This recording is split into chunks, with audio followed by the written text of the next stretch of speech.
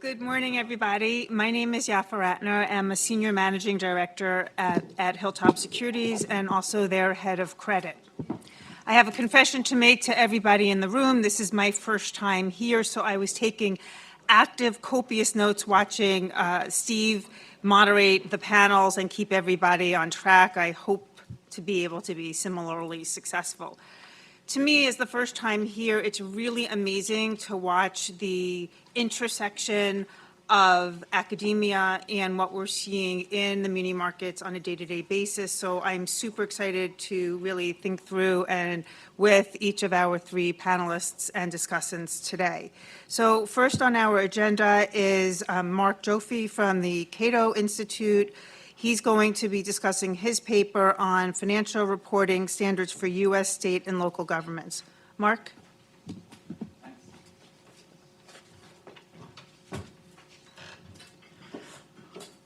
Well, I have good news for you, for those of you who are practitioners and don't like equations. My license to STATA from graduate school expired, so I was not able to do any regressions as part of this paper. So I want to talk to you about the need for better financial data standards in the municipal bond market. I wanted to paint for you a picture of what I think the ideal outcome should be, not only for researchers, but anyone who is in an oversight capacity, be it in a state, be it a federal grantor, and of course, if you're in the municipal bond market as an investor. What kind of data and how it should be presented should we expect? And I think what I outline here is really a minimum realistic expectation. I don't think it would be very expensive to implement given all the modern technology that exists today, and I think it's more a matter of how we should get here as opposed to whether. So the first box at the top gives you sort of the idea of an ACFR database. So you'd imagine one row per entity per year. It would have columns for different kinds of assets, current and fixed, liabilities, especially other post-employment benefits, which we learned yesterday are very difficult to collect, and I can attest to that fact. Taxes, user fees under revenues, and then obviously expenditures by category. So you can imagine a spreadsheet with maybe 30,000 to 40,000 issuers, those who produce audited financial statements, one row per year, perhaps 300 to 500 columns of information. You know, this is something that is well within our capacity as an advanced economy to produce, and it's sort of really baffling as to why we haven't been able to get here yet. I think it's also important to note that we can get some of this data, but it's on a often very delayed basis. So the idea here should be it should all be audited information, and it should be information that's available shortly after the fiscal year end for each entity. And then I have a second table coming out, and then this is for official statement information. So things like the coupon rate, the maturity date, what kind of callability provisions there are, issuance costs, and other terms and conditions. So for those in the institutional market, I know you get this, but you might be paying a vendor, $30,000, $40,000, $50,000 a year to get it. This really is a public good, and everybody should know about it. So this further evidence that this is not impossible comes from many states. So if we look at the bottom, that's already served up in Texas by the Texas Bond Review Board. So you can go to the Texas Bond Review Board's website and download this kind of data set for free, and it's updated on a fairly regular basis. The ACFR portion, Washington State, New York, less competently, unfortunately, my state of California, Ohio, Utah. There are a number of states that, again, have already accomplished this at the state level, and there are many states that haven't. So the idea is, with things like the Financial Data Transparency Act, that hopefully we can nationalize this and achieve this for all states. So what are some barriers to getting this kind of information on a regular, predictable, and comprehensive basis? So I've listed them all here. I'm going to just take you through them one at a time. So a real thing that holds back our market is QSIPs, okay? The global QSIP services actively and aggressively enforces intellectual property and monopoly control over QSIP identifiers, and that really damages the redistributability of information. So, for example, if I go to MSRB's EMMA website, I can't copy and paste a security identifier because it's been protected. I can't download a large amount of information. In fact, I can't even download their collection of annual comprehensive financial reports because I, as a think tank researcher, do not have a QSIP license. So, you think about the equity market, there are like a 3 or 4 position identifier for stocks, and it's in the public domain. Everyone uses it. It's freely exchangeable. I can go to 12 different websites, type in the AAPL, and see all the information I want about Apple. Why shouldn't I be able to do that about, say, the city of Cleveland, for example, right? Where my discussant mentioned at a recent SEC meeting that when he goes to EMMA to look for the city of Cleveland, there's about 10 city of Clevelands there because there's a lack of a unique identifier. So, QSIP should either be reformed or replaced. So one opportunity for reform is the current litigation by Dinosaur Financial Group and Hildene. Those are 2 separate cases that have been merged. There was a recent court order relating to that case. Some of the aspects of the complaint have been dropped. Others are being retained. One finding is that neither side contested the fact that individual QSIP numbers are not copyrighted.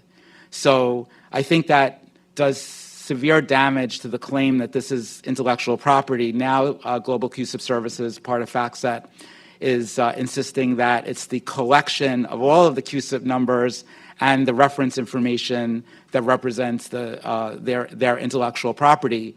But again, that's really trivial information and should be freely redistributable. So, barring an improvement to QSIPs, we can look at replacing them. And one thing that's contemplated in the Financial Data Transparency Act is extending the system of legal entity identifiers. It's now common in the private markets to government bond issuers. Also, we can look at replacing the QSIP as a security identifier with the Financial Instrument Global Identifiers, or FIGIs. So that is basically a big portion of Bloomberg's reference data set that's been made public and is available at openfigi.com. So you can see hundreds of thousands, or over 1 million, I believe, municipal securities there. And if that was integrated into EMMA instead of QSIP or in addition to QSIP, perhaps we could have a more free flow of data. A serious problem that we have in terms of reaching the vision of full and timely information is late filing. So in the municipal market, we normally allow 6 to 9 months for financial statements to be reported, which contrasts pretty severely with the corporate market, where it's 60 to 90 days for public companies. But even that 6 to 9 month time frame, a lot of issuers or a lot of government entities, because I don't want to differentiate necessarily just between securities issuers and those that have to file financial statements because they fall under the federal single audit or because they have a state filing requirement. So many governments can't even make this 6 to 9 month limitation. And some of those are very important. So if we look at the last 2 cities that have filed for bankruptcy since the year 2020, Fairfield, Alabama, and Chester, Pennsylvania, both of those were over 2 years late with their ACFRs, right? The Commonwealth of Puerto Rico, another huge case of bankruptcy, was at least 3 years behind on their ACFRs at one point. Now, an entity that I don't think really has any credit worries at the moment, the state of California, still hasn't been able to get it together for the last 5 consecutive fiscal years. And in the last fiscal year, where they reported 2021, they were a full year late. So California's ACFR was provided 21 months after the end of the fiscal year. Compton, California missed some years entirely. There is no 2015, 2016, or 2017 Compton ACFR. Mount Vernon, New York, the last time I looked, and I apologize, I haven't updated myself just before this meeting, is at least 5 years behind. I think the last one I saw was 2016. So, this is not something that taxpayers, municipal bond investors, regulators should really accept. And I think there are a couple of solutions for this. And the key solution really is to make the timely filing of your audited financial statements a prerequisite for getting further federal funds. And that would really, concentrate people's attention to delivering, these filings. I can tell you that North Carolina in the last month passed a law that has now made sales tax distributions to local government contingent on filing an ACFR within a year, which I think is pretty relaxed. And then Utah has had a long-term policy of conditioning distribution of funds to a 6-month filing timeframe. Heterogeneous accounting standards. So in the private markets, we have FASB. In government world, we have GASB. And for many people, that's where it all ends. But the fact is that there really is no national requirement to use GASB standards. And in several states, including the ones I've listed, it's pretty unusual for local governments to file GASB-compliant financial statements. A lot of times these are cash-based or modified cash-based. You don't really find any information about long-term liabilities, such as pensions and other post-employment benefits. Then you have some governments, including a couple in California, several in Illinois, a few in Michigan, that follow like a modified version of GASB. So they've not implemented GASB 34, which is the standard for financial statement filing that includes the full accrual balance sheet and income statement, which we call in our market the statement of activities. So there's a wide array of compliance and non-compliance, and that undermines the idea of that spreadsheet that I showed you earlier, because we would be looking at numbers from an accrual-based entity and trying to compare them to a non-accrual-based entity. So we're really looking at apples to oranges.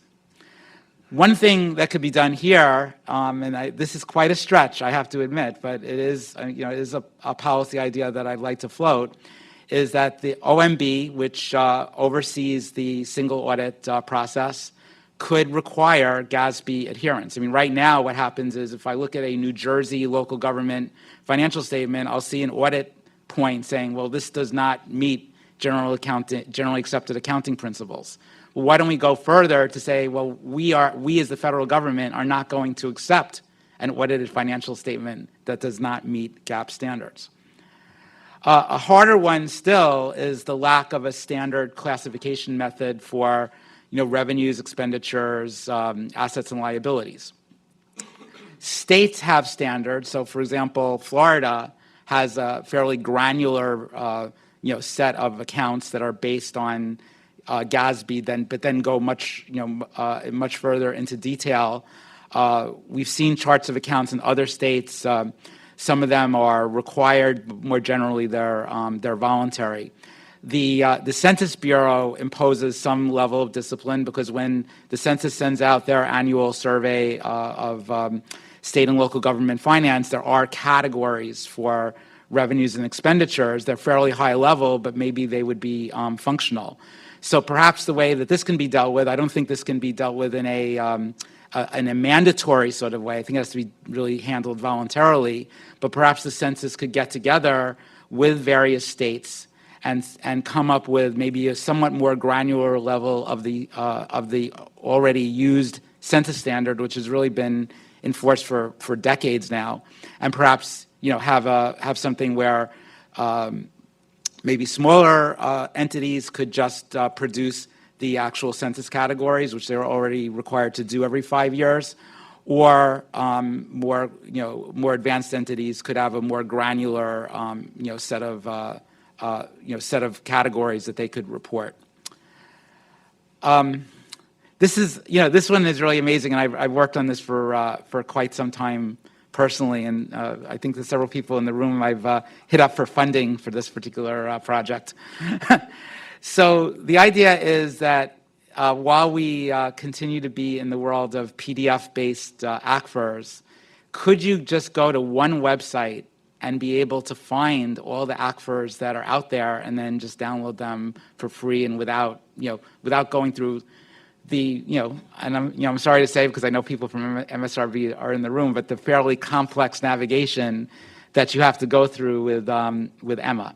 So is there a way to simply, I want to see, Compton, California's ACFRs for the last 10 years. I know I can't, but if I could, I'd like to be able to just go to a website and be able to just type in Compton, California and see all that. So there's some hope. The Federal Audit Clearinghouse, starting in 2016, produced all of the single audits online, and I have used up my time. So I guess I'll take more information, more comments where I will respond to more things during the Q&A. Thanks.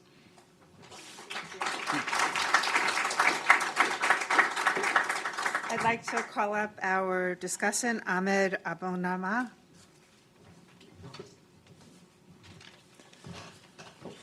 Great, thank you. Good morning, everyone. It is a pleasure to be here. Long-time attendee, first-time speaker.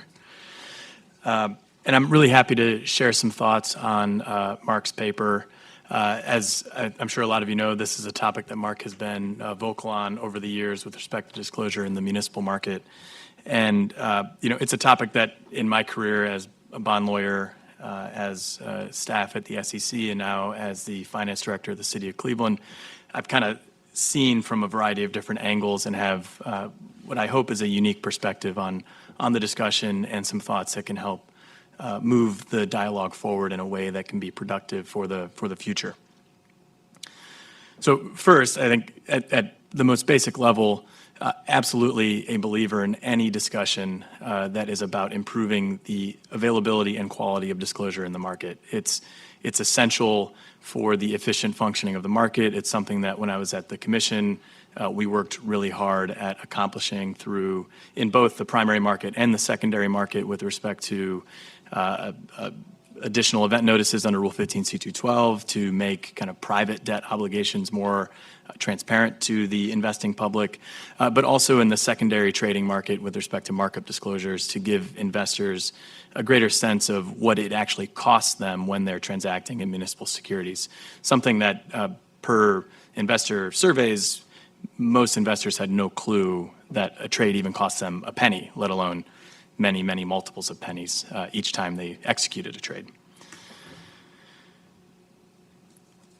So the extent to which Mark in this paper really adds to that dialogue, I absolutely applaud the effort, and I think it does enhance the discussion in a meaningful way.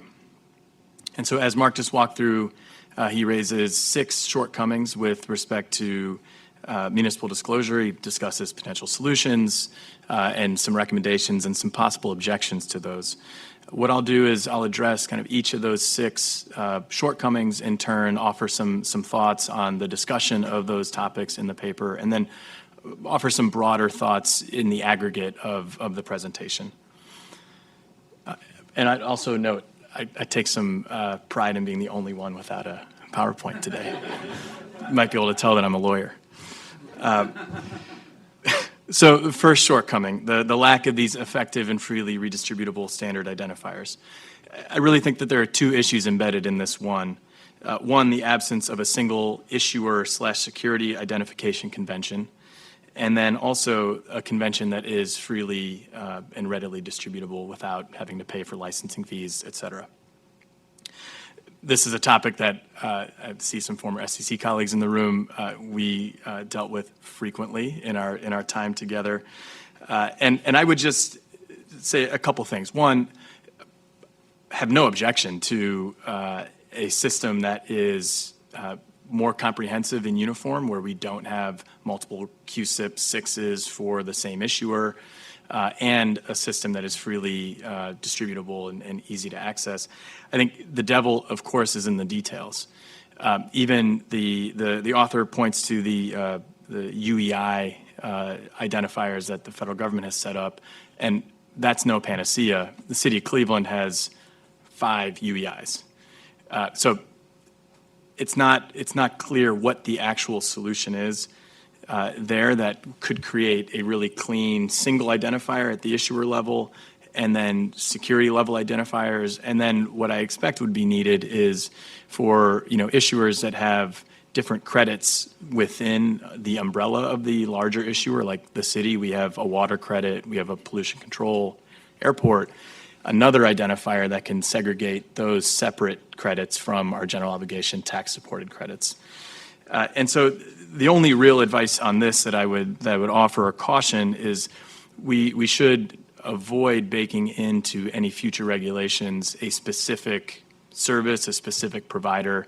And if the regulators were to take this up, really encourage them to set standards so that we're not saying, okay, Bloomberg's tool is what we're going to use now. Well, what happens 10, 15 years from now if Bloomberg decides to not be so generous with its freely accessible identifier?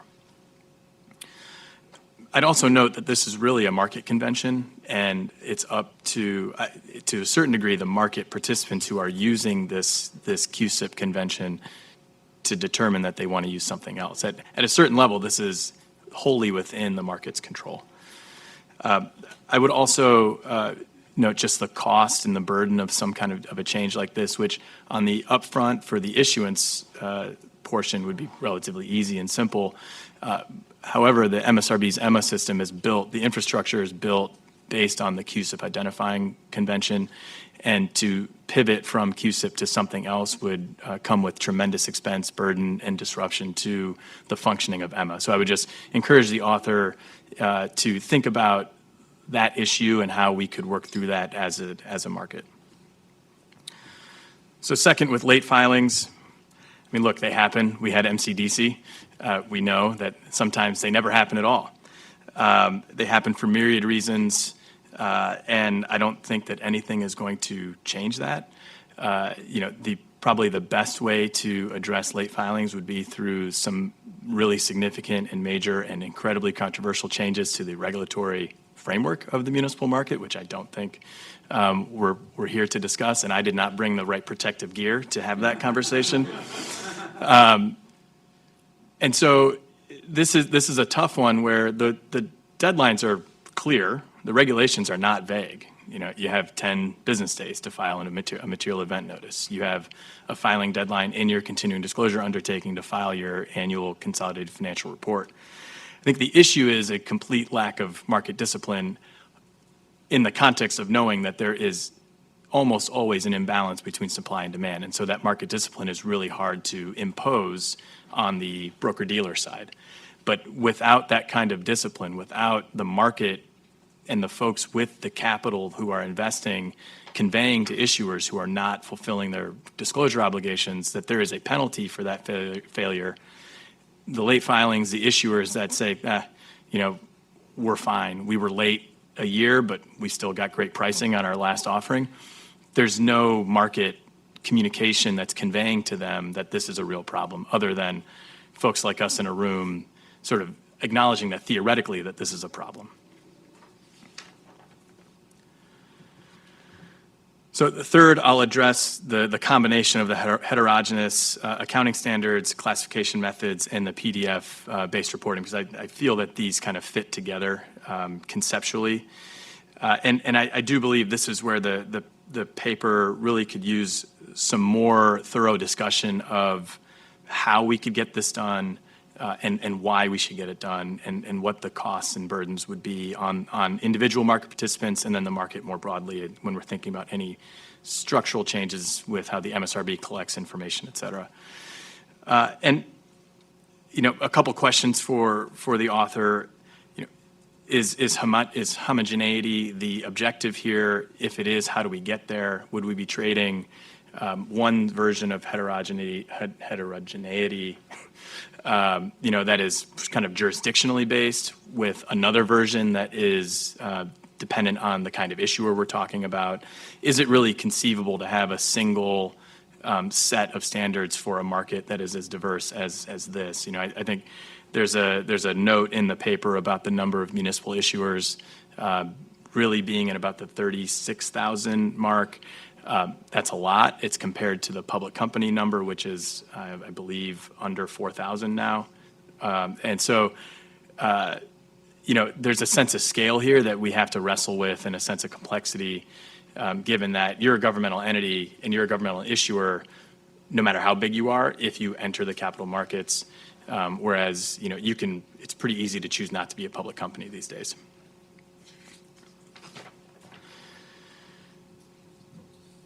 I'm running short on time, as always. I'll jump ahead, and I was really interested in the Tower Amendment discussion and how it related to some discussion in the recommendations and some of Mark's comments when he was on the stage. Reading the discussion about the Tower Amendment, it came across to me that this was really a securities law discussion, that we were looking at the securities laws to be the tool to get this kind of disclosure out into the world. But then when we get to the recommendations portion and we listen to the remarks, we're talking about the Federal Audit Clearinghouse and OMB. And I think acknowledging that distinction between the source of authority and who is able to request what and require what of municipal issuers is really important.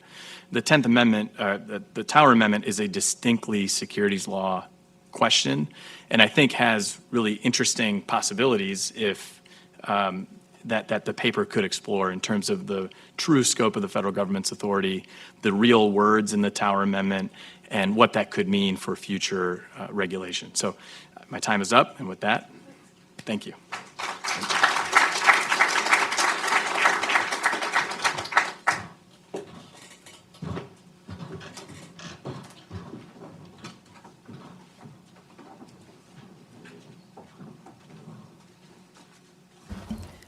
Mark, do you want to respond to Ahmed's comments? I do, if I can figure out how to turn on the mic. Is it on? All right, there we go. I need the technical support. Thanks very much, Ahmed, for taking the time to read it and comment. With respect to Bloomberg's involvement, Bloomberg has given up ownership of the Figgies, so that really now exists in the public domain. I take your point about disruption to Emma. I think that's definitely something that needs to be considered. With respect to the varying types of issuers requiring different kinds of reporting, I mean, I ran out of time. I didn't really get into the discussion of XBRL, but XBRL taxonomy can include really an unlimited number of revenue, expenditure, asset, and liability concepts.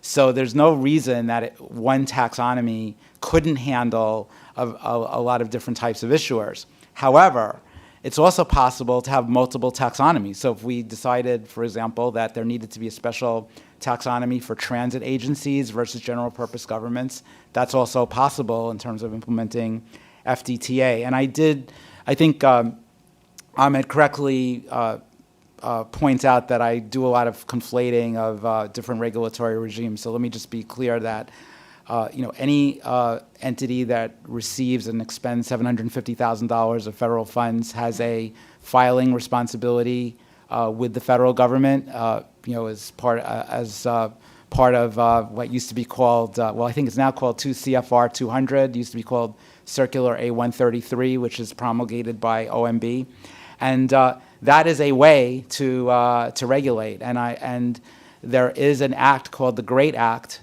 which was passed in 2019, which mandates the use of machine-readable disclosure for those single audits, but we have not yet seen that being implemented. Thanks. Awesome. The goal is certainly laudable. Who wouldn't want more timely, easy-to-read financial reports in the market? But before passing it on to the audience, I just need to raise one question. You do mention that there's about a half a dozen states that don't conform to GASB, and I can't help but think about the unintended consequences if there was some sort of federal mandate out there that all of a sudden, New Jersey and miscellaneous other states need to now conform their documentation. Who's going to do that? So we have local units of government with very limited human capital resources. They'll be the net loser here because they're going to have to pay for the change. And then on top of it, the net winners theoretically become the financial advisors, municipal advisors, auditing firms, and technology firms that get to capitalize on the need to completely change a financial model that I'm not saying it's great or not great. I have a completely empathetic on it. My point simply is that there's a huge tax burden here, huge financial costs, unintended consequences as we move toward this goal of more efficient disclosure. That's my comments. I'd like the audience now to respond as well. Go ahead. So I just want to add one thing to the late filing topic, which kind of came up yesterday as well. There was an S&P action a couple months ago where they put 149 municipalities on negative watch because they hadn't submitted timely AgFirs. One of the reasons they cited is that there's a vast shortage of CPAs in this country. And I did a little bit of a dive on that, and it is extending to the corporate world as well. And if you look across some of the discussions we've had in the last couple of days, there's shortage of construction workers, there's shortage of teachers, there's shortages of daycare workers, et cetera, et cetera. We have a pretty major crisis in this country, and this extends into the municipal market and its ability to get timely information out. Yep, I can just yes, it's a real it's a real challenge. In Ohio, we were a little bit buffeted by that because the auditor of state is the auditor of record, unless it relinquishes the audit. And we've had the good fortune of being audited by the auditor of state the last 2 years. But even that comes with timing challenges as well. We really had to negotiate quite vigorously to get them to hit our deadline of posting our AgFir. And they initially balked, and it took nearly a call to the governor's office to get that to happen. Can I just, on that, so in North Carolina, that argument came up when they passed their enforcement requirement.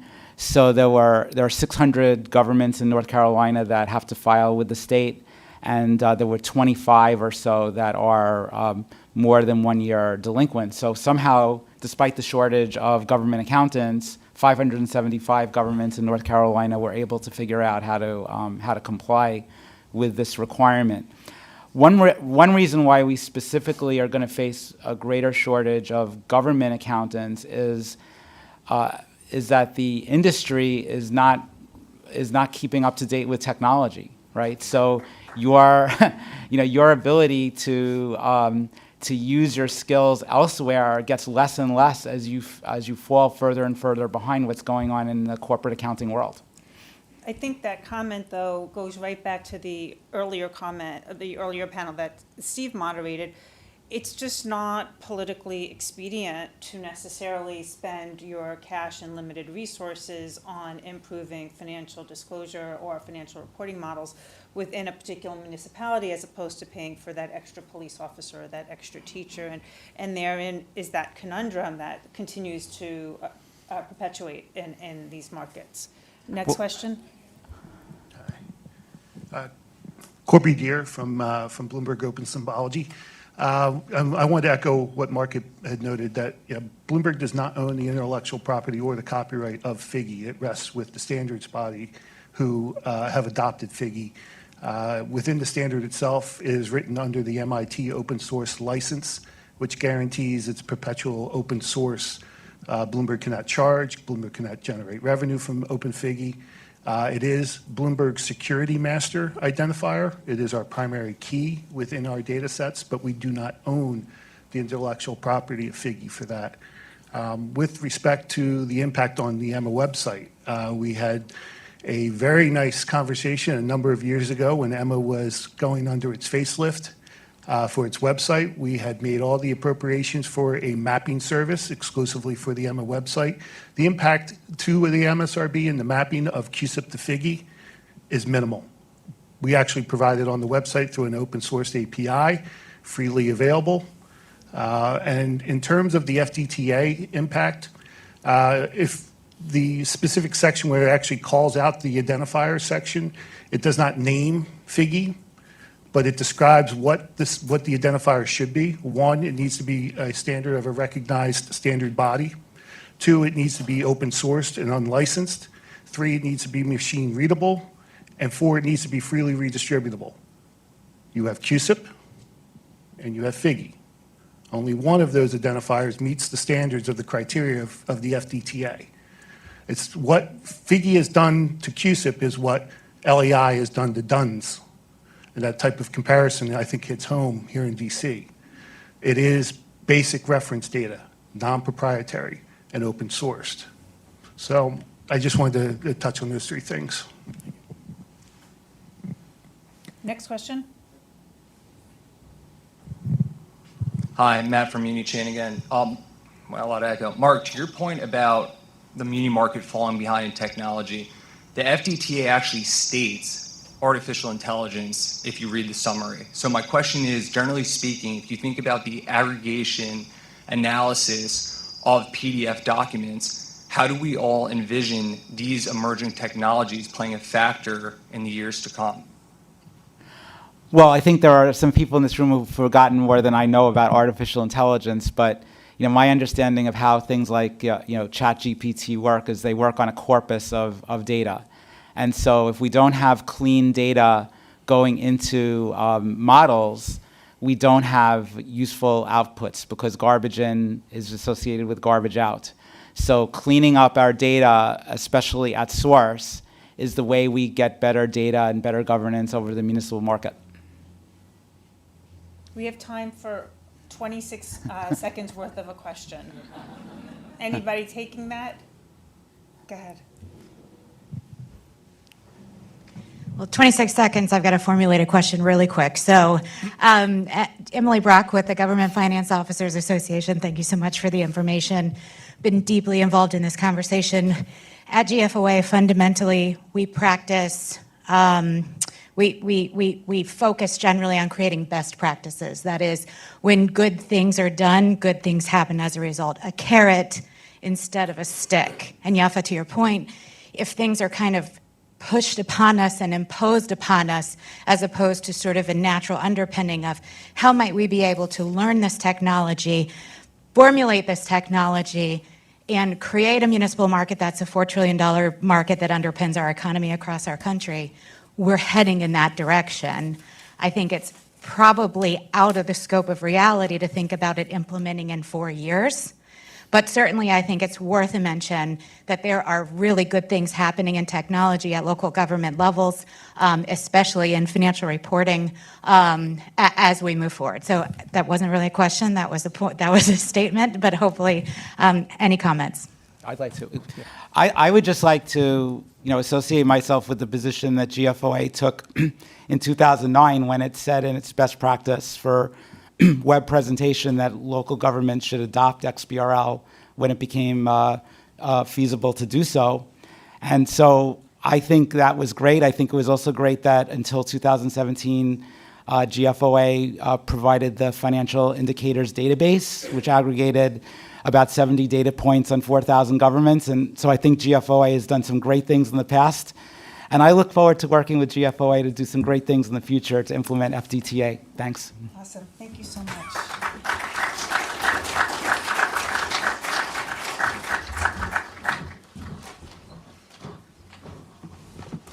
I know if I don't keep everybody on track, I'll never be invited back, and this is way too much fun. So, next we have Lisa Knauer, and she will be discussing private activity bonds as investment subsidy, evidence from the 1986 cap on bond volumes.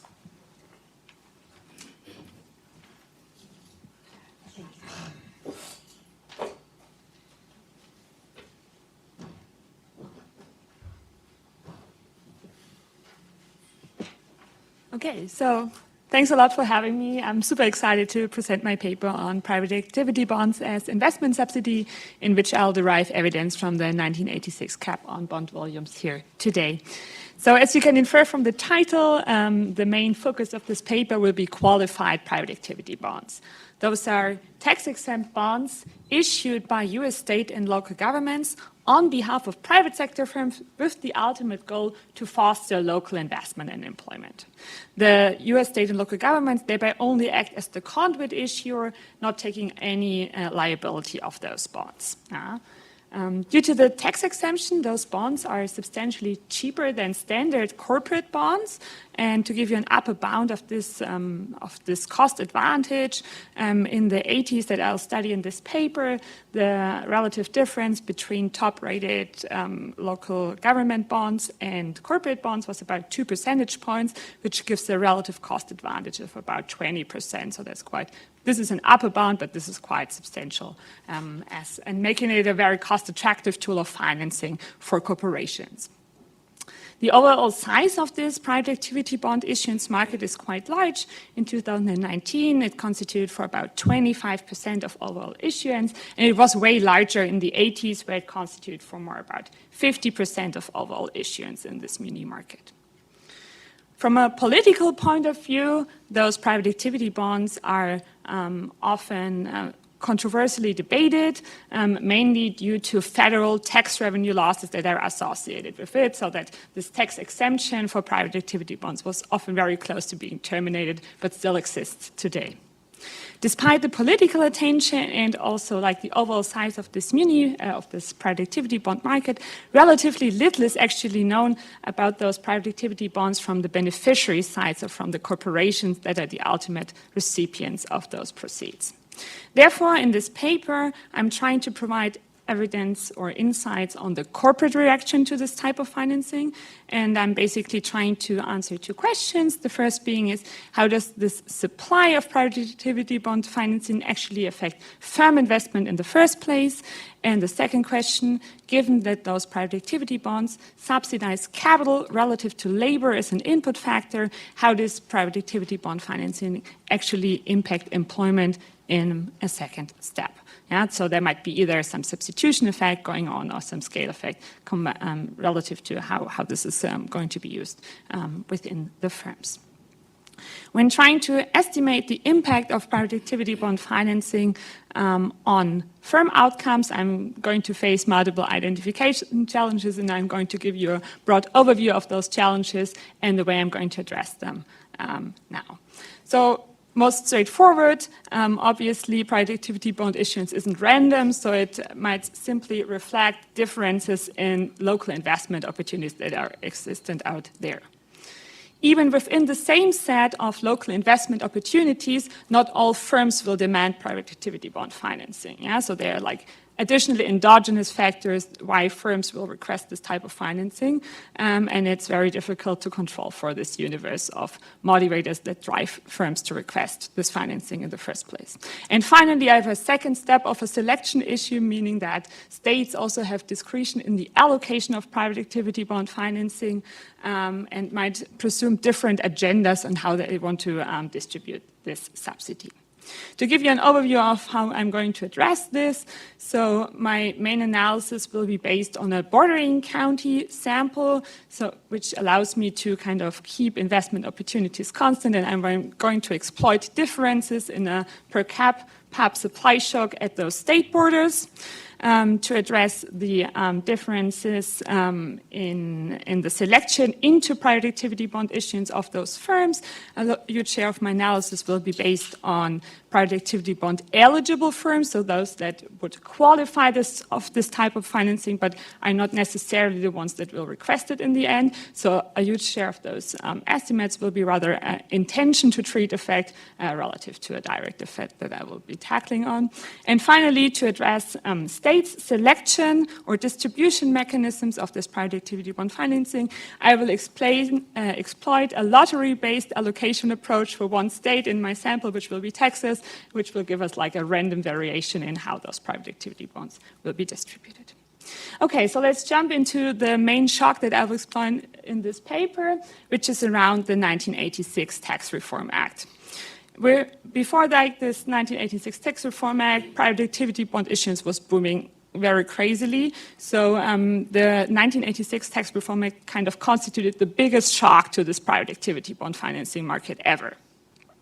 With this Tax Reform Act, state-level volume caps of total issuance of private activity bonds were implemented, and in particular, this allocation schedule that was implemented at that time denoted that for states with a population of less than 3 million, total issuance in these states can only be, will have a floor value, a baseline volume of 150 million in total.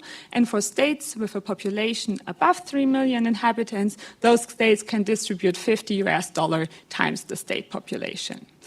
When we use this allocation schedule and think about this on a per cap private activity bond level, this results then in the distribution that you'll see on the bottom, that we will have states with those more than 3 million inhabitants or a population above 3 million, which are then basically bound by this $50 per cap threshold and can only distribute $50 per person in private activity bonds, whereas less populous states, or the smaller ones, can distribute $150 million divided by the respective state population, which then leads to higher private activity bond cap limits in the less populous states.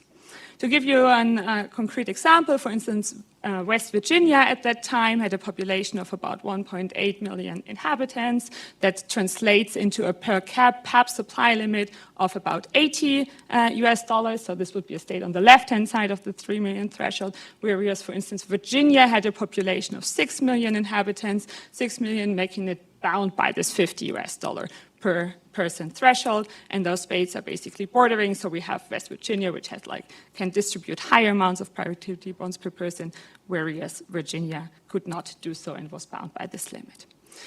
I'm going to exploit this variation in per cap PAP supply limits then in difference designed at state borders, where I will basically look at real effects on the county level and on the firm level, and those will be regressed on this per cap supply measure that I just introduced, interacted with this post period. Most importantly, I can control in the state border setting for common economic trends at the state border by using the state border pair post fixed effects. And so this will kind of, at least give me some bound on the local investment opportunities that are existent there. The main outcome variables of interest at the county level will be changes in actual private activity bond issuance, and for the firm level, I will look into firm investment and firm employment as the main variables of interest in this setting. I will have a sample period from 1983 to 1990, and I will restrict my sample to not compare the universe of counties against each other to a PAP issuing a county sample to any counties that issued any private activity bonds in the 10 years prior to the reform. Private activity bond eligible firms will come from CompuStat and are mainly manufacturing, transportation, and utilities firms. The rest is rather not so relevant for this. And to identify the actual private activity bond beneficiaries, I will make use of data from SDC Platinum, and this will be hand matched to CompuStat in the end. So let's walk you through the different results. So in the first place, I want to establish that this state-level per cap supply shock actually translates in differences in private activity bond issuance on the county level within those states. So I'm using this state border regression framework that I just introduced, and I'm going to compare private activity bond issuance on the county level for this variation of per cap PAP supply measures. I'm going to show you the coefficient plot here. So the outcome variable is private activity bond issuance on the county level, and we see that for these different levels or for this variation in per cap PAP supply, we do not see any differences in their issuance trends prior to the 1986 1996 tax reform, and after like this new caps on private activity bonds have been implemented, we see a relative increase in private activity bond issuance when counties are in states with a higher per cap supply limit, and this effect kind of stays or increases slightly until 1989 before it kind of resolves a bit. Overall, the magnitudes of this effect denote that about a $1 increase in the per cap PAP supply measure translates into about 1.37% increase in private activity bond issuance on the county level after the 1986 tax reform. Having shown that this per cap supply limit actually translates into the differences in issuance, I'm now jumping into the firm level results, and I'm first looking at how these differences in per cap PAP supply limits affect firm investment, as defined as the logarithm of capex over assets in that setting.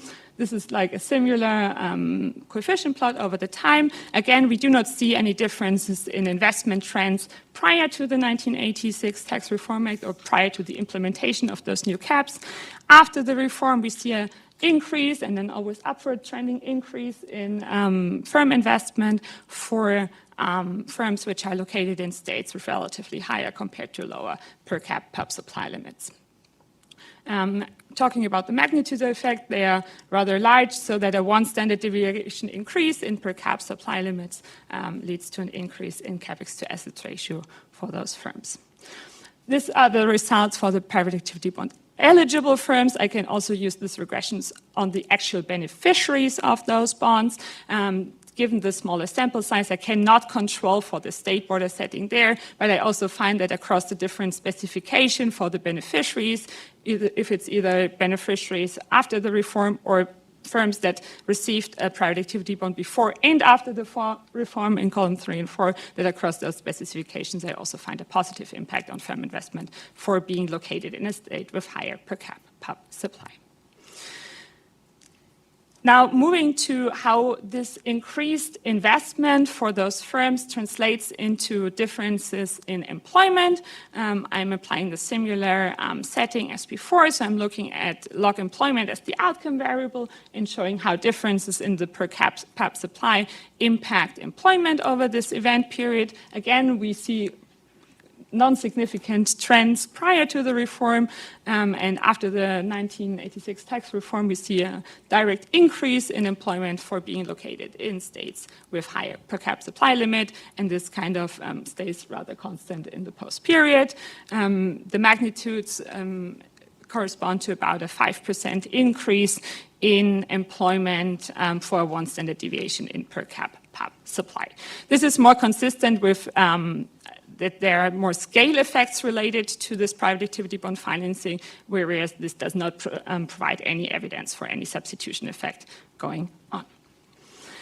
In the final part of this paper, as already pointed out, I will then turn to the actual selection mechanism at the state and address concerns that actually states might select the best project within the states, and that this might drive the results. Therefore, I'm making use of data from the state of Texas. The state of Texas is one of the states which have always been oversubscribed in private activity bond requests since the existence of this private activity bond program, and it's also one of the biggest or the second biggest private activity bond recipients in total, making it a good laboratory to study private activity bond allocation. The state established a lottery-based system so that firms apply for private activity bond issuance before a certain deadline and within sub-ceilings, and in January, then the state runs a lottery system and basically assigns a lot number, and depending on that number, you'll either receive private activity bond financing, yes or no. So by this, I can basically then compare lottery-winning firms to lottery-losing firms, for firms which all applied for this lottery in the first place.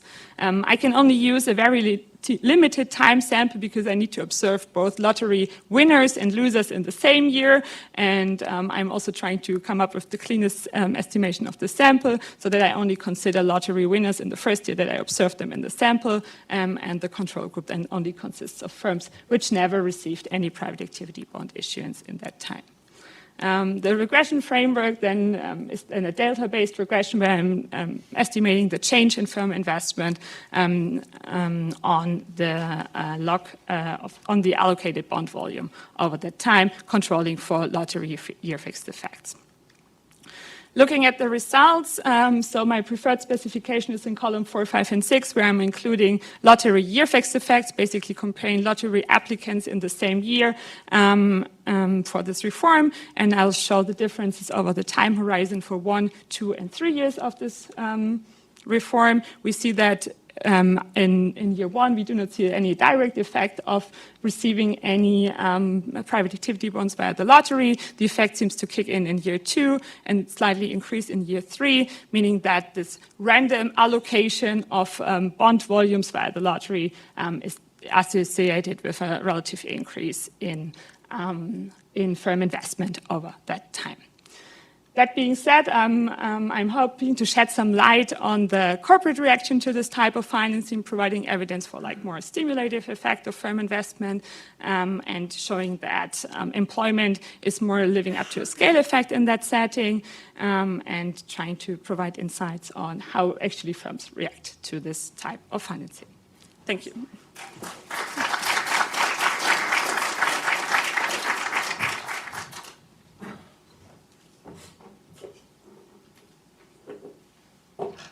I'd like to invite Igor Kanua from the University of Kentucky as our discussant.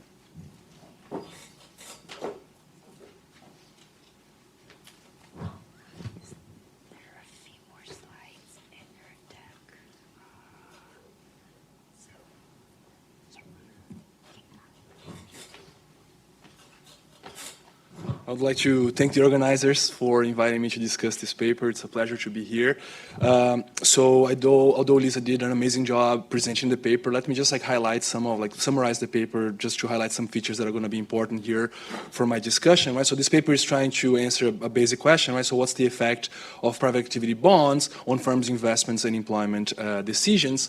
Right? So the basic idea here is to try to test the following hypothesis. Right? That either there will be a scale effect in which, by lowering the cost of one of your input factors, you decrease the total cost of production, making the firm produce more and invest more in all inputs, or a substitution effect in which, by lowering the cost of one input, the firm would substitute away from one input to the other input. So moving away from employment, investing more in capital, right? So then basically that's the main hypothesis the paper is trying to do. And of course, there is a lot of identification challenges associated with trying to answer this question, right? So one that you can think of is that the SPEBs are not randomly given away, right? So there's a selection in who receives these bonds, and so there could be an omitted variable that is explaining both the allocation of the PEBs and the decisions of the firms to both invest and employ more or less, right? So what the paper is doing to try to solve these problems is explore these caps that were established in the 1986 tax reform that basically limited the maximum amount of private activity bonds that were allowed to be issued in a given state. And it was a simple rule: if the state had less than a population of less than 3 million people, then the state could issue up to $150 million in PEBs. And if it was more than 3 million people, then it was basically $50 per people, right? So that generated a lot of distortions in the amount of available PEB, right? So basically, for example, in Vermont, it was $210 per capita, and in Massachusetts, 50, right? So $50 per capita, right? So the way that I like to think about this is not on a per capita basis, it's on a per firm basis, right? So there are fewer firms in Vermont than there are in Massachusetts, so the likelihood of a Vermont firm receiving this funding is greater than a Massachusetts firm. So basically what the paper is going to do here is compare firms in Vermont, in a bordering county in Vermont, with another firm in Massachusetts and see how they did around the 1986 tax reform. Okay, so that's basically the basic idea, and I can just summarize the entire paper in 3 graphs. You can see that the parallel trends prior to 1986 are pretty solid, right? I mean, there's nothing going on before 1986, and right in 1986, you see a big jump there in the availability of PEB funds to places where there was more a greater availability due to the regulation.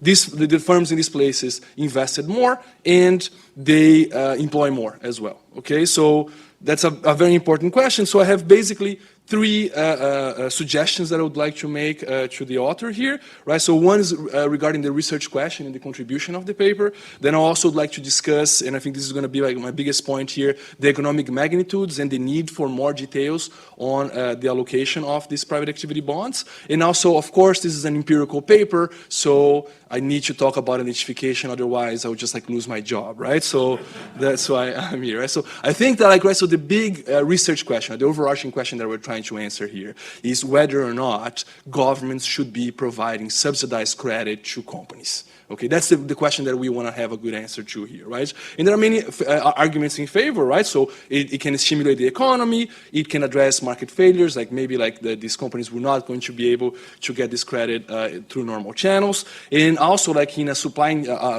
in a world with a lot of like supply chain problems, you can promote strategic industries, right? So those are the points in favor, but you also have a bunch of points against subsidized credit, right? So like I think that the main one is that maybe the government is not the best entity to decide where the money should be going, right? So you can generate distortions in this case. There may be like some cronyism or some moral hazard, like we've been discussing here a lot in the conference.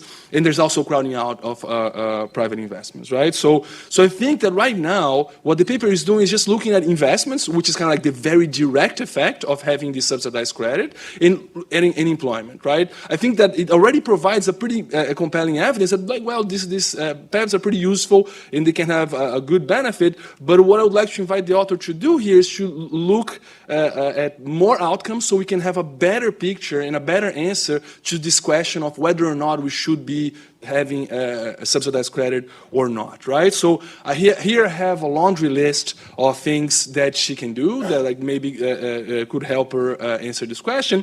But just to mention a couple, right? So I would like to see, for example, the political economy of these private activity bonds, right? So, like, for example, are better connected, politically connected firms more likely to receive these funds, or firms that do like more campaign contributions, are they more likely to do that? Is this money going into really strategic industries, or is it just like the good old champion, the good old local champion that is just receiving this money, right? So I think that by looking at these details, we'll really see, is this money going into a useful and good use, or are we just like having cronyism and there's a lot of distortions there? I think this could really improve the total impact and the contribution of this paper. I think that like the biggest comment that I have here is regarding the economic magnitudes, right? So the baseline result of the paper is that a 1 standard deviation in the PEB availability is associated with a 10% increase in investment and a 5% increase in employment, right?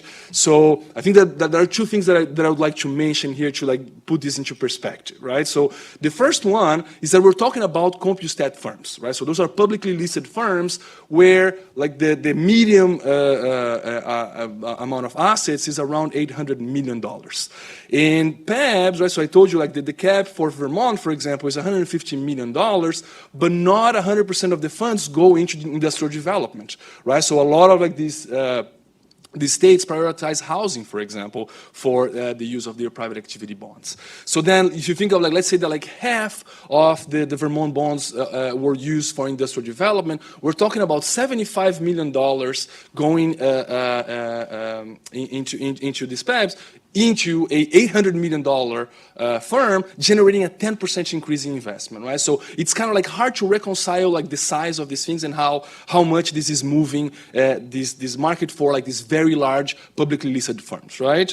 So basically, right, so and again, one thing that is very important here is that this is not government expenditure, right? This is just subsidized credit. So you're basically just subsidizing the interest rate of that loan, and this is having like a big impact, right? So then like if like I think that the conclusion here is that if just a simple intervention can generate such big investments, we should be doing way more private activity bonds, right? So I think that could be the conclusion, but I would like to take some caution here, and before jumping to the conclusion, I would like to ask the author to dig a little bit deeper into this and try to explain to us why these results are so big. What's happening here that is causing these large numbers, right? So do we have such a large financial constraint that there are so many projects just waiting for that small decrease in cost of capital to be funded, right? So that's something that I would like to understand. Or even more, I would like to know who is receiving that, right? So what are the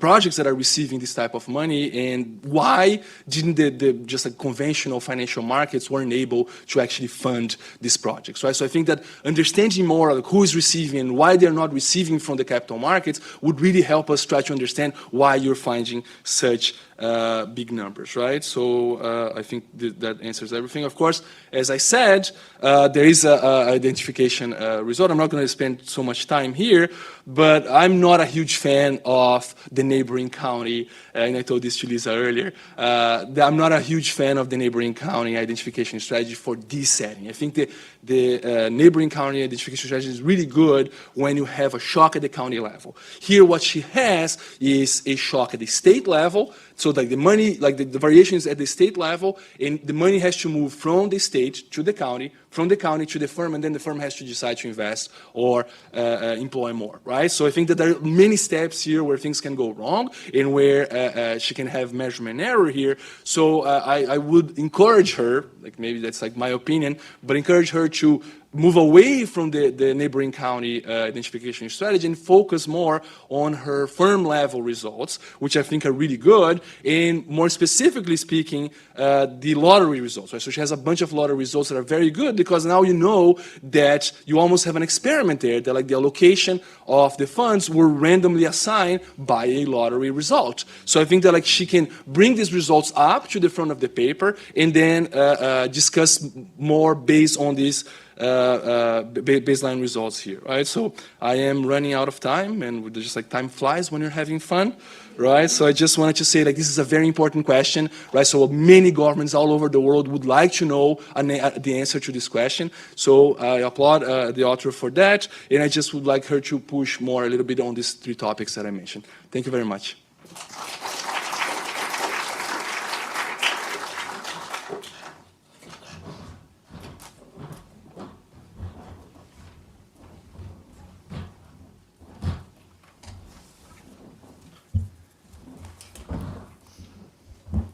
Lisa, would you like to respond? Yeah, so. Okay. Yeah, so thanks a lot to Igor also ahead of the conferences for providing all these insights. It has been very helpful already in addressing some of the current issues in the paper. I really like your idea of putting the identification further to the firm level so that we can actually really learn more about the beneficiaries themselves. I'm currently already trying to pursue some avenues there to shed some insights more on this. Regarding the economic magnitudes, totally fair that one needs to kind of relate it to this effect sizes. My current take on this, and this is something that would need to be explored more in detail, is there might be a lot of things going on, but there could be some signaling or enhancement effect that this getting this private activity bond financing spills over to additional conventional financing, but this would be something that would need to be explored more in detail, and I'm hoping to shed some more lights on. And the underlying mechanisms that actually drive those results. I mean, we can more think about that you would kind of ramp up an additional production facility in this context, and so this might be relevant there. And regarding the contributions and the different mechanisms, I would say that a lot of the points that you mentioned are some of them are addressed in the lottery results, which is why you and I presumably like them more. So I'll try to pursue some of them more in that respect. And yeah, I'm looking forward to addressing all your comments in the upcoming version. Awesome. Thank you, Lisa. There's one thing that I can't help but mention since it resonates so loudly with me. There's a key distinction between PAB allocation and PAB execution. So by that I mean, just because Company X got a PAB allocation to issue, I'm making this up, $20 million, it doesn't mean that they'll ultimately be successful in issuing those bonds, that the mutual funds or any potential investor will ultimately approve the credit, and that that credit ultimately clears in the market. And in fact, what we're seeing even, in 2022 and 2023, that deals are not getting done, particularly those with private activity bond allocation. And so the states are now going to, their wait list of entities that want PAB allocation and now giving them PAB allocation that was unused in a particular calendar year. So my question for you, before turning this over to the audience, is when you look at theoretically what happens in Texas where there's a lottery approach, were you able to strip that back and say, was that those deals that cleared that ultimately are being assessed, meaning that they did, investors believed in them and then they had impact, or was it based off of any PAB allocation? Because I think if you strip it back and you say these are the deals that cleared, but it was really deal 10 and 15 that cleared and not deals 1 through 10, I think ultimately you might see a significant distinction between your lottery approach, or actually your distinction between your lottery approach and your non-lottery approach will be completely muted. Yeah, that's a very good point. I thanks a lot for pointing that out. I need to say I don't have any insights on that yet. Regarding the Texas results, the only things I can say is that, so I have the data until today for this lottery, but I cannot even use it after 2001 because I cannot observe like this lottery losing firms, right? So that kind of adds to what you have been saying with the projects being in line. I'll definitely have a closer look at this and hope I can shed some more light. Yeah, I encourage you really to do that. Yeah. I don't want to take any more of our 6 minutes, so please, Kent. Just following up on Yafa's excellent question. I'm sorry. Following up on Yafa's excellent question about the gap between allocation and potentially issuance, I wonder, it seems like you're treating the PAB market monolithically, and it comprises a vast range of different types of bonds. And you use the word firm or corporation. Probably the majority of PABs don't involve a firm or a corporation. It's mortgage revenue bonds, private universities, colleges, not-for-profit hospitals. And then there are a whole range of cats and dogs corporations. So I just wonder if you were to distinguish those broad categories, perhaps student loans back in the period when you were doing the research was also a large, and there's no corporation for student loans. So I'm just wondering what the impacts would be if you disaggregated it and looked at categories of PABs. Mm-hmm. That's a very good point. So I didn't go into that into detail, but there are different types of bonds and different sub-ceilings within the states that those private activity bonds go to. And today, actually, the largest share of bonds goes to the housing sector, to social housing, which is actually not captured by those analyses which focus on composite firms. So those are more the bonds in the category for exempt facilities and the small issuances. I cannot observe any effects on the different categories that you say so on the firm level because I don't have any data on the hospitals, and not all of those bonds also fall under those thresholds, right? For instance, 501(3)(k) bonds are not even kept, so that there is no limit on this. I agree that it would be more interesting to see how the different development and also to shed some more light on how the allocation changed over the years within the states.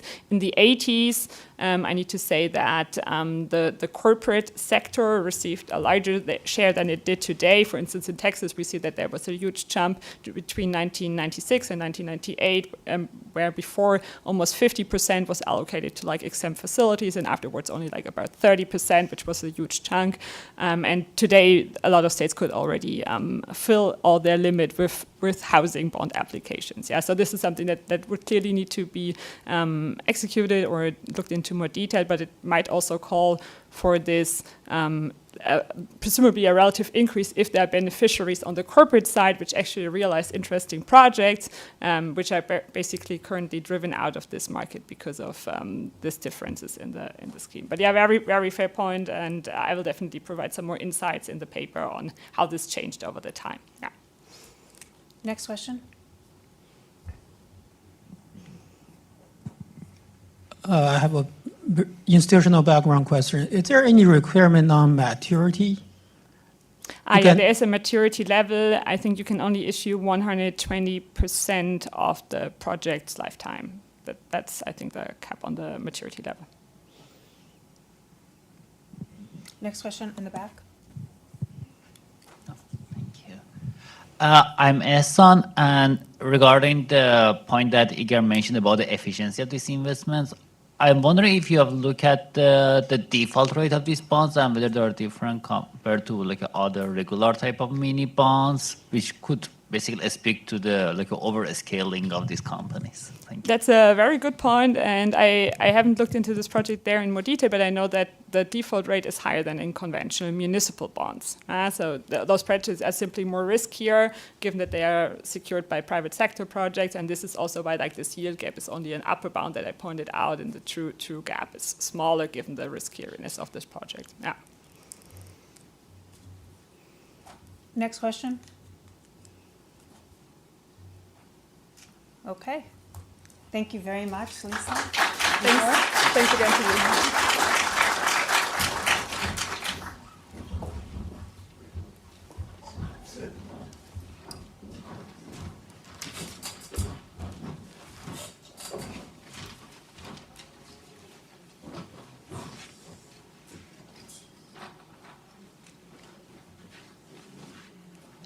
Do we need to turn that TV on?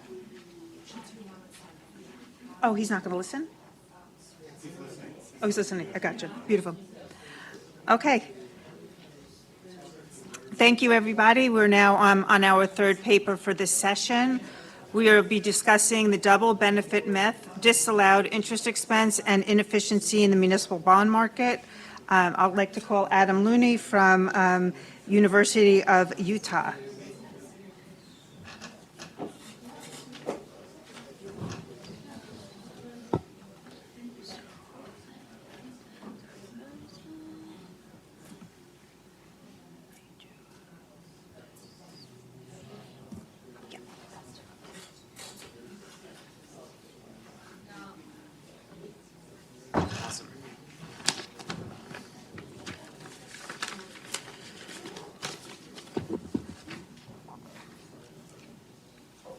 Awesome. Okay. Thank you very much for the opportunity to be here today. So my paper is about the Internal Revenue Code Section 265. That's a provision of the tax code that prohibits or denies tax deductions for costs associated with producing tax-exempt income. And I'm going to talk about how Section 265 affects the municipal bond market. This is an obscure but consequential element of the tax code because its formulaic disallowance of interest expense of banks in particular has mostly banished banks from participating in the market for municipal bonds. These rules were imposed in the mid-1980s, and in that period, the fraction of municipal bonds that were held by banks went from 40% in the late 70s to less than 10% in 1990. And made the market a retail market with all of the challenges that we learned about earlier in today's conversation. So it was a consequential change. Banks are pretty good at making loans, especially in complicated circumstances. They have deep pools of risk-taking capital. They have expertise in underwriting in their local markets, certainly more so than do retail investors. And so I think that their absence surely contributes to the higher than necessary spreads that are paid on municipal bonds.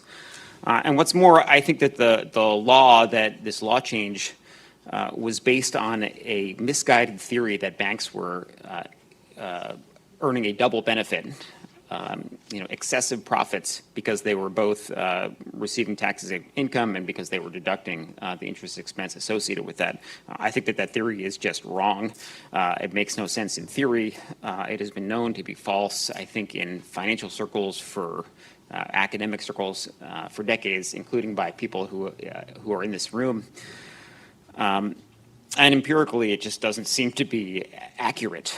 And so what I wanted to do in writing this paper was to raise this as an issue, to emphasize its consequences, evangelize about some policy solutions, and to encourage more discussion of this issue.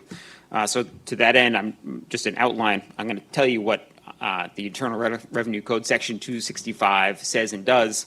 I'm going to show you how it forced banks out of the market for municipal bonds. I'm going to talk about the motivation for the rule, this idea that there was a double benefit. I am going to use the tools of algebra to expose this myth and give you some numerical examples. And that's going to illustrate that only when banks are allowed to deduct their interest is there a level playing field between taxable and tax-exempt bonds. And in the absence of that deduction, there's a penalty on banks that invest in municipal debt. And so when they're denied that deduction, there's a penalty that makes them not want to invest in that debt and to hold it, and that's why they got out of the business.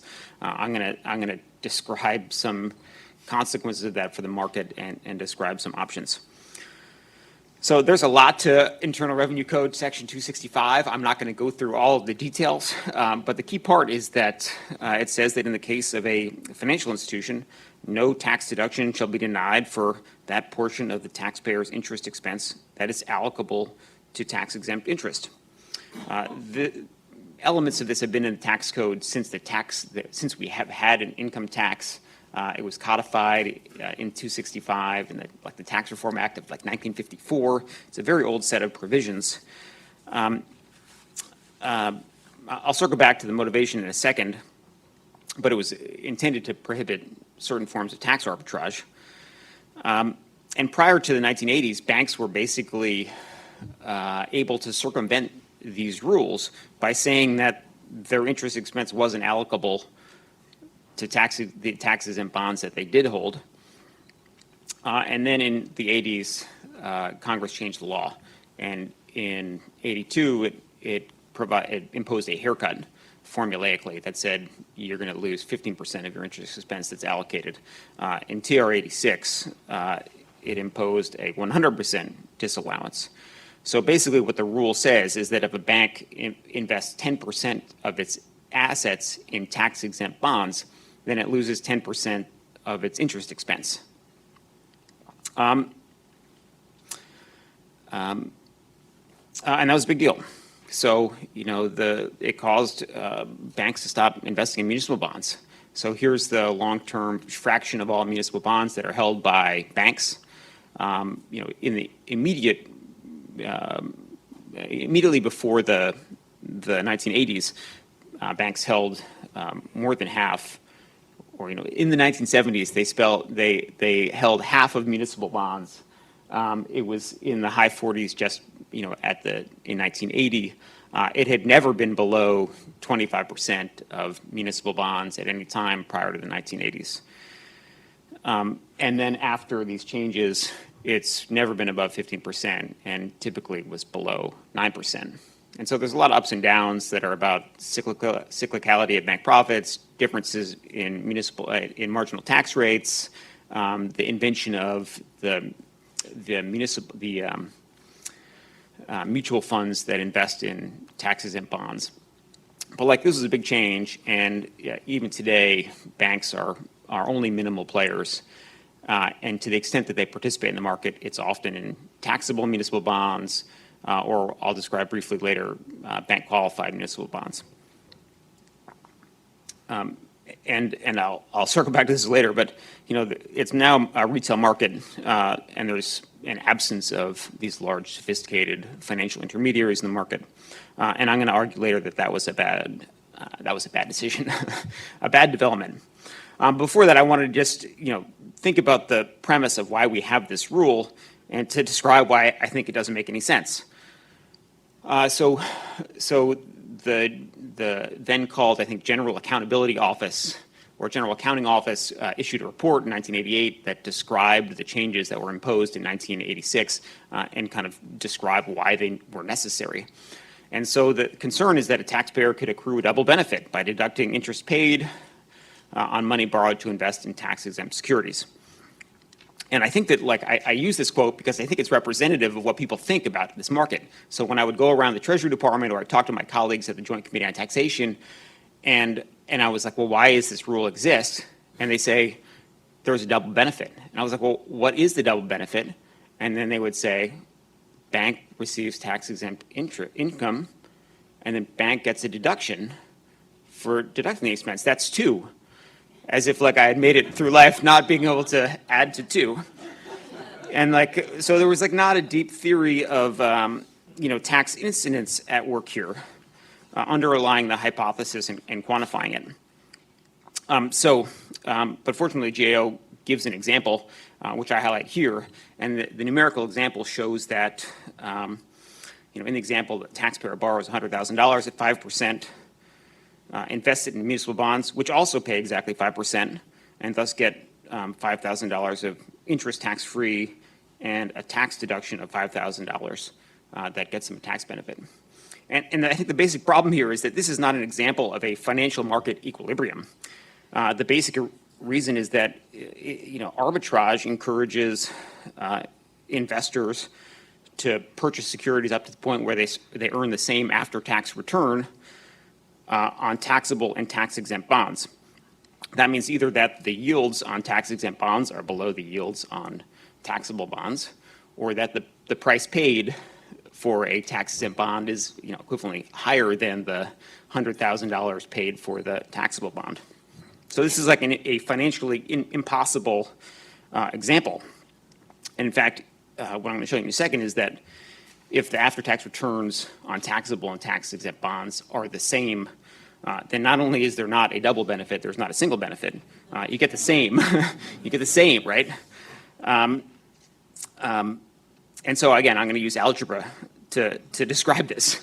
So let's say that arbitrage requires that the return on taxable bonds is the same after taxes the return on tax-exempt bonds. RT is the yield on taxable bonds. RE is the yield on tax-exempt bonds. T here is the tax rate. The equation above says that the after-tax returns have to be the same. Well, if our bank borrows at a deposit rate of RD, that's the amount that they pay on a deposit, then in order for the bank to earn the same amount investing in a taxable bond as it does if it invests its deposits in a tax-exempt bond, then it has to be able to deduct its interest. So like that final term in the right corner is this deduction for the interest it's paid on its deposits. And if it is denied that deduction, then there's a penalty.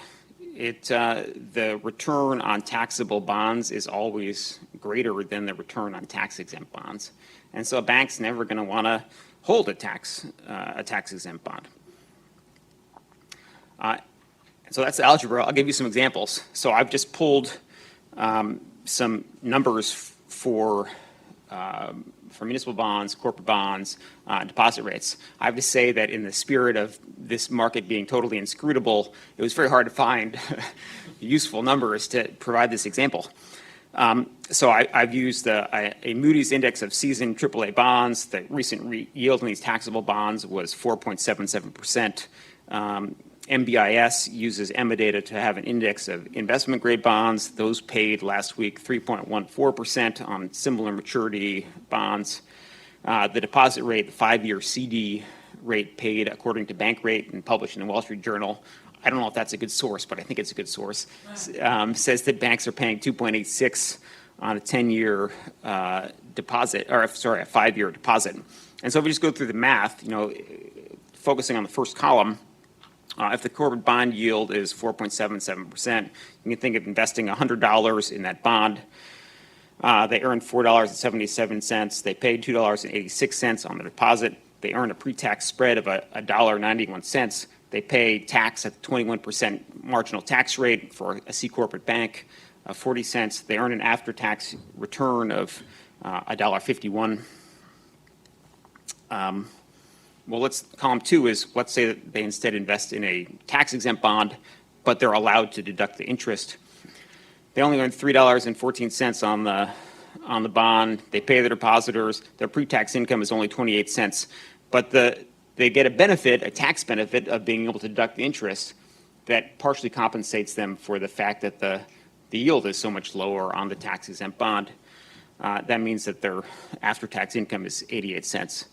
And I guess the first thing to note is that the reason that they earn less on the tax-exempt bond is, in this example, is because their marginal tax rate is 21%, and the equilibrium in the market is determined by the individual investor that has a tax rate in the 30s. And so they're never going to be quite equal, given that the C corporate bank rate is lower. But if you go through the math in the right-hand column, they earn way less on the tax-exempt bond if they're denied the interest expense. And so I can give you, this is a general result that there's this tax penalty. I can give you some sensitivity analyses. If the investment yield is higher, they earn more, but there's still a tax penalty. If their interest expense cost is a percentage point lower, they earn more on the taxable bond. They earn more on the tax-exempt bond if they get a deduction, but they are still penalized in effect. The return is lower on the tax-exempt bond. If the spread between taxable and tax-exempt bonds is narrower, then the column 1 and column 2, the return is more similar, but there's still a tax penalty if their interest expense is denied. And then the last thing I just wanted to show you in this is that if C corporate banks faced a 34% marginal tax rate instead of a 21% marginal tax rate, more similar to the marginal investor in the retail market in municipal bonds, then they'd earn the same on a taxable bond and a tax-exempt bond, but only if they could deduct the interest on the deposits that were used to invest in that bond. If not, then it's an unattractive return. So why is this a problem? Well, I think the exodus of banks has meant that today's market is a retail market. It's characterized by high tax-adjusted spreads, high transaction costs. There is a large literature that has examined, what's going wrong in the market for municipal bonds. And I will give a couple examples. There's the Ang et al. Strand of research from a decade ago that says it's illiquidity, that bonds rarely trade. When they do, it's over the counter. Am I out of time?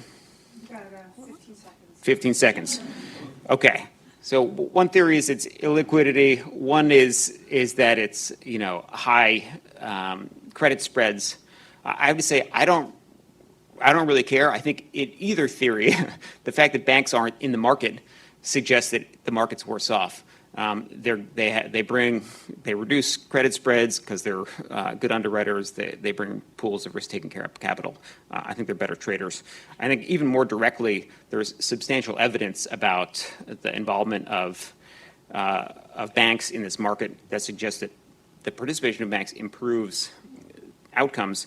And I'll give a couple examples. One is Alan Kruger's paper about Build America bonds, which suggests that BABs were issued at spreads that were more favorable than municipal bonds.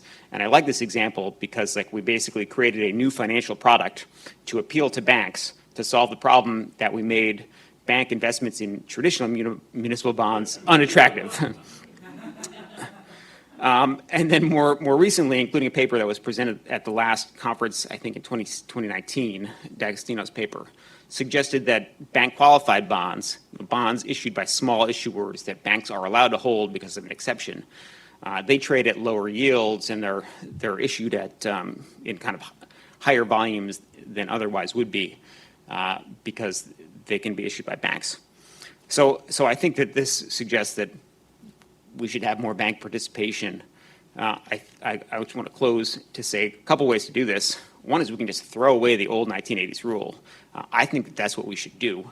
I think that that would bring back banks to some extent back in the market, not to the extent that they were in the 70s, just because the tax rates on banks now are so much lower than they used to be.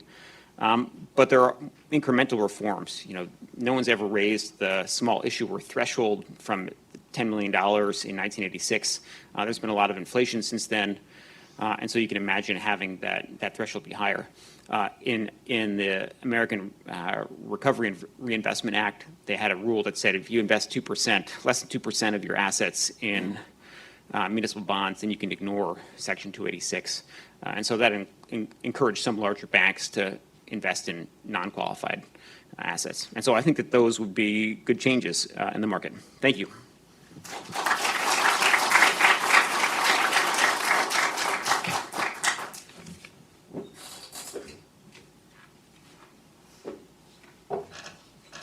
Thank you. Our discussant, Bradley Wend from Charles River Associates, is with us on the monitor to our right.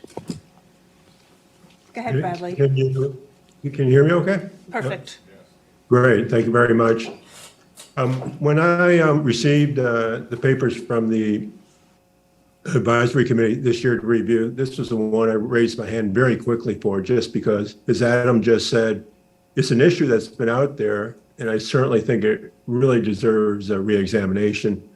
And anything that can bring efficiency or increased efficiency to the municipal market certainly warrants a great deal of attention. Adam and I, in my conversations with them, we both spent time at Treasury. I was there in the last administration for 2 years as a senior advisor. And I've certainly had seen both personally and with colleagues my share of policy proposals. So I thought the best way to approach this is, if we wanted to take this to the next level, instead of just talking about it, I think Adam would admit we're probably halfway through the journey in terms of having a great marker on the table, but now we have to talk about other issues in the paper and what else needs to be focused on. First off, I have four issues to discuss. The first one is there is a cost of providing this deduction of interest expense to broker-dealers and financial institutions. So one thing which we have to examine is the cost of that to Treasury versus the increased efficiency of the overall $4 trillion marketplace. And that is going to be question number one, because at least to my experience, nothing is going to go forward at Treasury unless it's revenue neutral.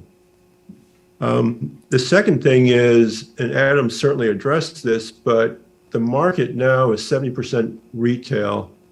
Banks, as his slide would show, really probably represents 15%. The retail is obviously individuals and mutual funds that own munis indirectly. So at 15%, I think you have to ask yourself, even if this were implemented, how much of an impact can you have relative to what is purely a retail marketplace? So that's something else we'd have to address. Could we actually add more efficiency here by the very commendable objective of getting banks back into the marketplace?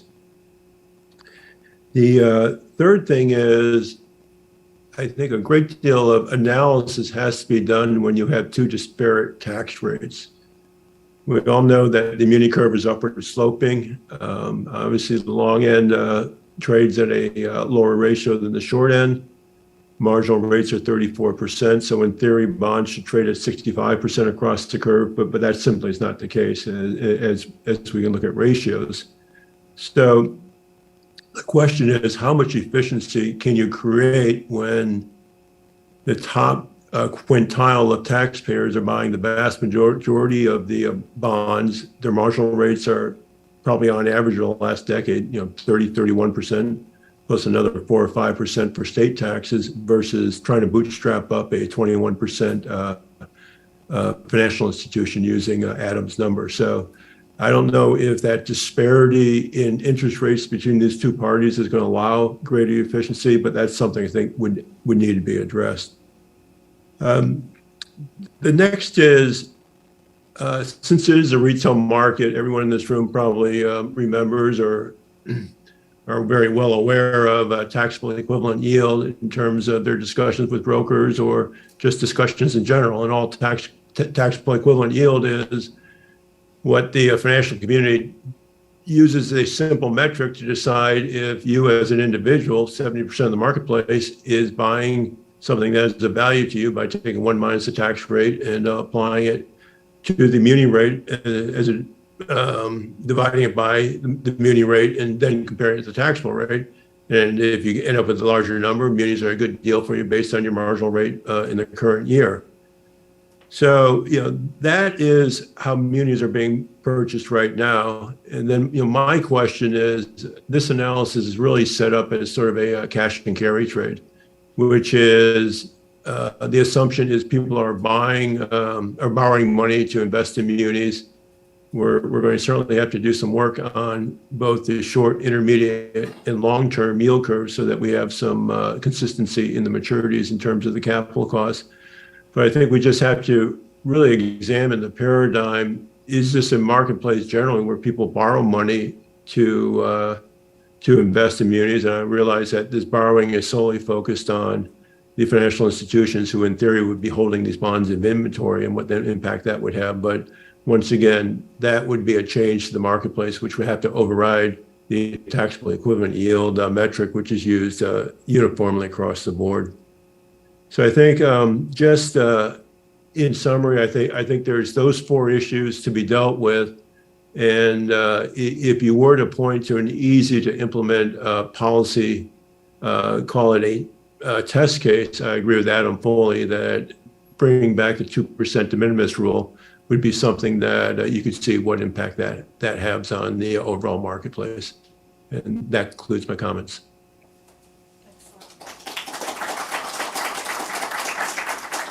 Thank you, Bradley.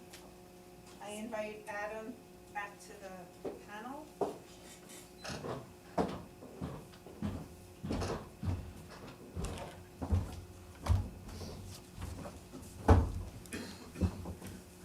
Adam, would you like to respond?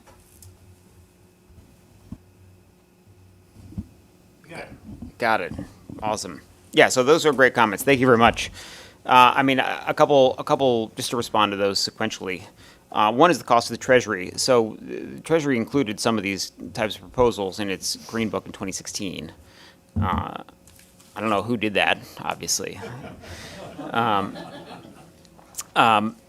And so they had a cost. I have to say that I was, there was disagreement about how much it should cost. And so, to the point, how much revenue would this proposal lose? I would say that it's unclear. In some sense, it is a reallocation of bonds that were being held in the retail market to bonds being held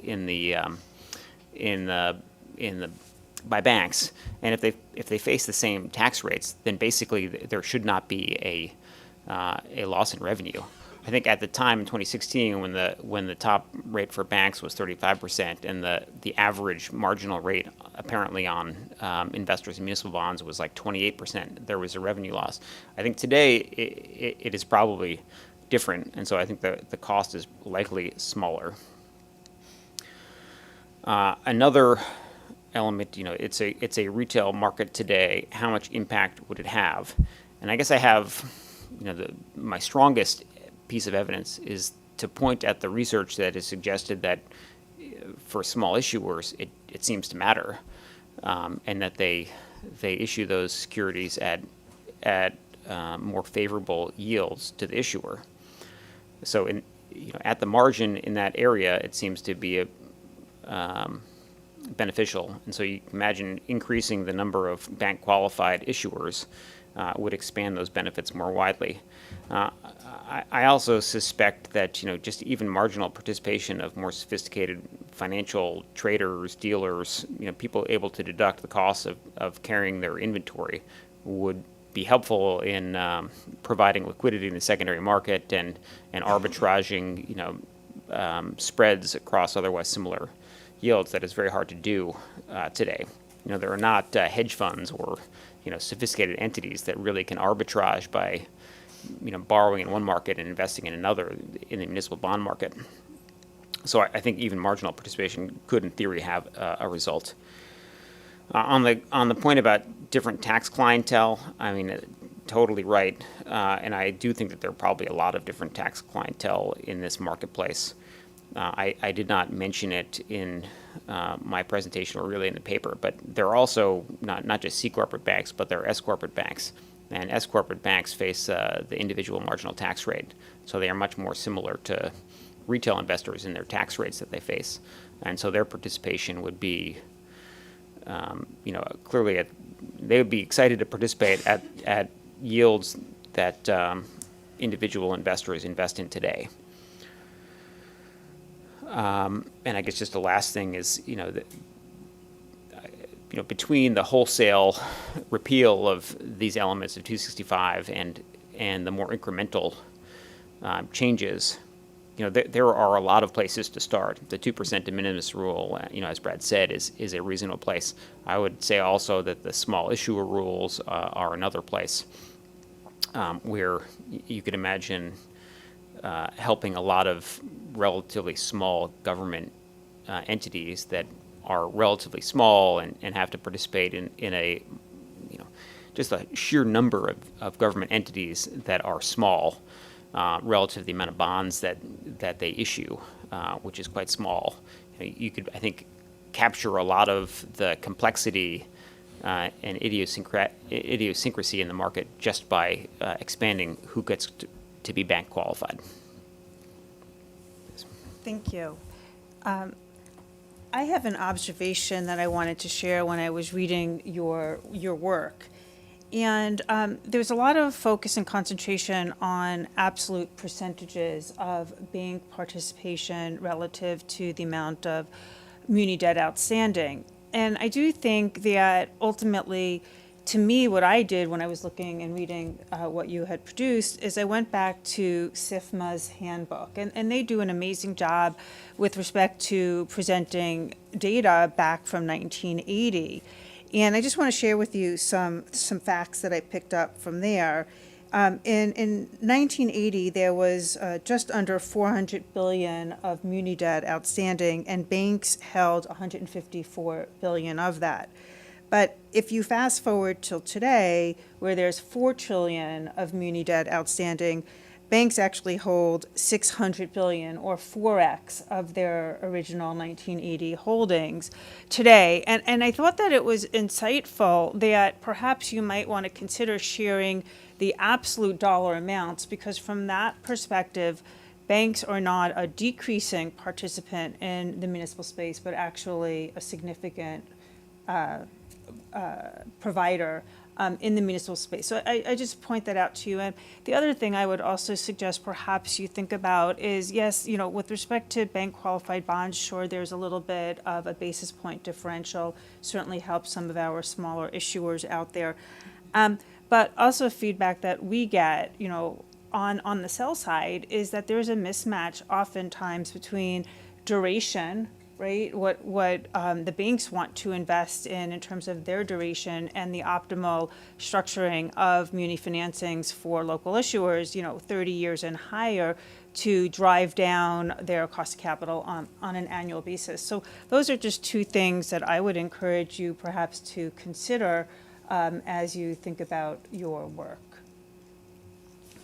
Yeah, thank you. That's great. I mean, I will look at I wish I had known about the SIFMA handbook, because I feel like that would help me understand a lot of things. But I will definitely look at the absolute levels too. I mean, banks and bank holdings have become much larger, and the level of assets has become much larger as well. So I guess I'm not surprised at the growth in the absolute levels. But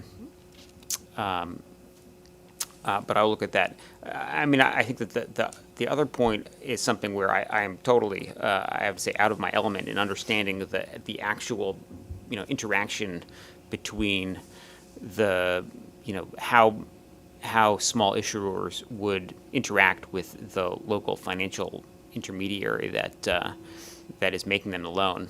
Like, I know that in the corporate sector, for example, the vast majority of, or corporate, or how to say it, in the business sector, corporate, non-corporate business sector, most entities raise their money by going to their bank and asking their loan officer for a loan.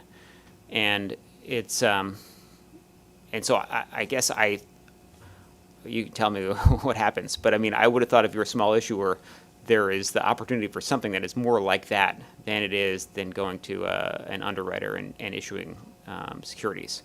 And so I don't know what the differences are between that process, but I guess I observed that for bank loans, it's like a pretty standardized and effective way of raising money for investments.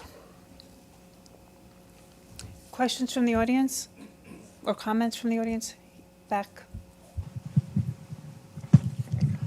I have a question about the investor composition that you mentioned, that I was wondering if you want to invite one type of investor to the market to increase the efficiency, whether it's better to have banks rather than, whether it's better to have, for example, pension funds or banks, because as Yafa mentioned, definitely we want to have investors that they have long-term purpose in their investment, and for that maybe pension funds. If you do something and if you can change the tax policy in a way to invite pension funds, that could actually improve the efficiency more than doing something with the taxes that brings the banks into the system.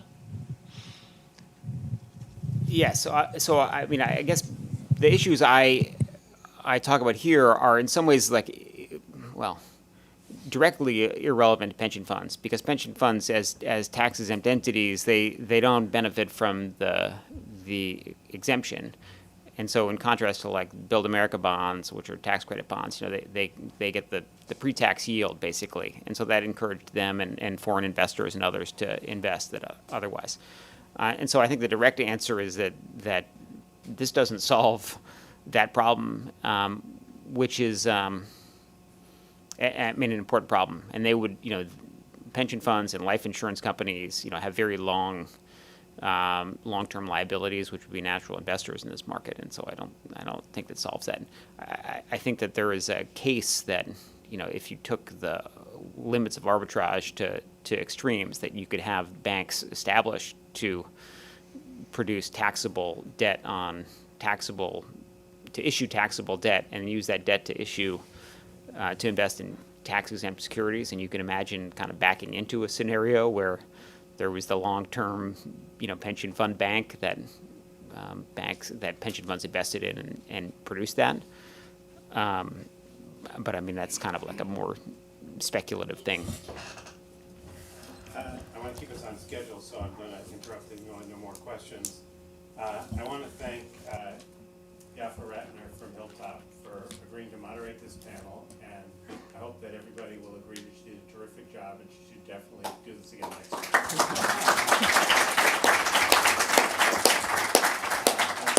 I want to thank the presenters and the discussants.